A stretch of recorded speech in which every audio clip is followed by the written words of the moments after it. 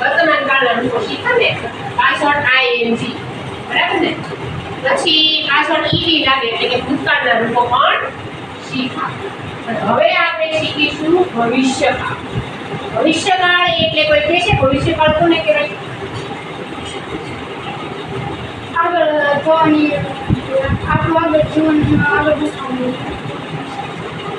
હવે આપણે આગળ આપણી સાથે મતલબ કલાક પછી જે થાય એ હવે આપણે શું કરીશું બરાબર ને જે કરવાના છે એટલે કરીશ વિલ છે એનો અર્થ થાય કરીશ હજી આપણે એ ક્રિયા શરૂ કરી નથી પણ કરીશ ભવિષ્યકાળ બરાબર ને ત્યારે વિલ અને શેર વપરાય છે પણ ઘણાને ખબર નથી કે ક્યારે વિલ વપરાય ક્યારે શેર વપરાય એક આ આઈ અને વી આપણા બધાના અર્થ આવડે છે આઈ એટલે હું વી એટલે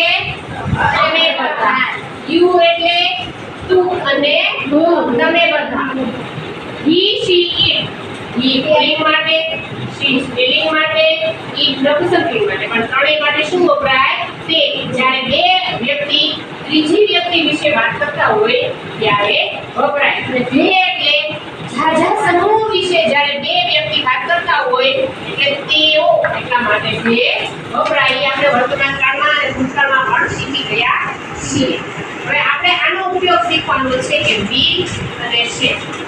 બરાબર જે ત્યાં આવે તો આઈ અને વી બાકી બધામાં તો વિલનો જ ઉપયોગ થાય છે હવે વિલ ક્યારે થાય આપણે એમ કહીએ કે આઈ વિલ ગો હું જઈશ આઈ વિલ ગો હું જઈશ પણ શેર ક્યારે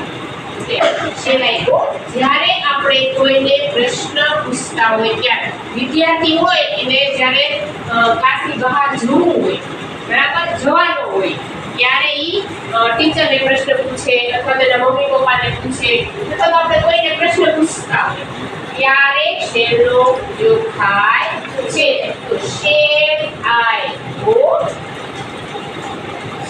ત્યારે શેરનો ઉપયોગ થાય છે બાકી બધામાં વિલનો ઉપયોગ થાય છે વિલ એટલે કરીશ એટલે આઈ અને વી એટલે અમે બધા બરાબર ને શેર વી ગો અમે બધા જઈશું બરાબર અમે બધા જઈશું અને શેર આઈ ગો એટલે કે હું જઈશ એમ આપણે પ્રશ્ન પૂછતા હોય ત્યારે શેરનો ઉપયોગ થાય છે જ્યારે આઈ વિલ ગો હું જઈશ બરાબર વી વિલ ગો અમે જઈશું પછી આ યુ એટલે તમે આપણે વાત કરી હતી કે ઇંગ્લિશ ભાષા છે ને અંગ્રેજી કોચડી ભાષા છે આપણે ગુજરાતી હોય ને તો આપણે મોટા હોય આપણાથી વડીલ હોય શિક્ષકો હોય મા બાપ હોય આપણે તું ના કહીએ જ્યારે અંગ્રેજીમાં યુ તું હોય કે તમે હોય બે બંને માટે યુ વપરાય છે તમે કોઈને કહેતા હોય બરાબર યુ વિલ ગો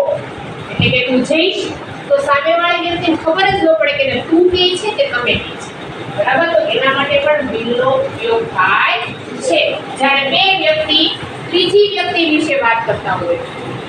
તો he will go or he will eat બરાબર he will watch એટલે ઈ બીજા એટલે પુલ્લિંગ પુરુષો માટે છોકરાઓ માટે he વપરાય જ્યારે સ્ત્રીઓ માટે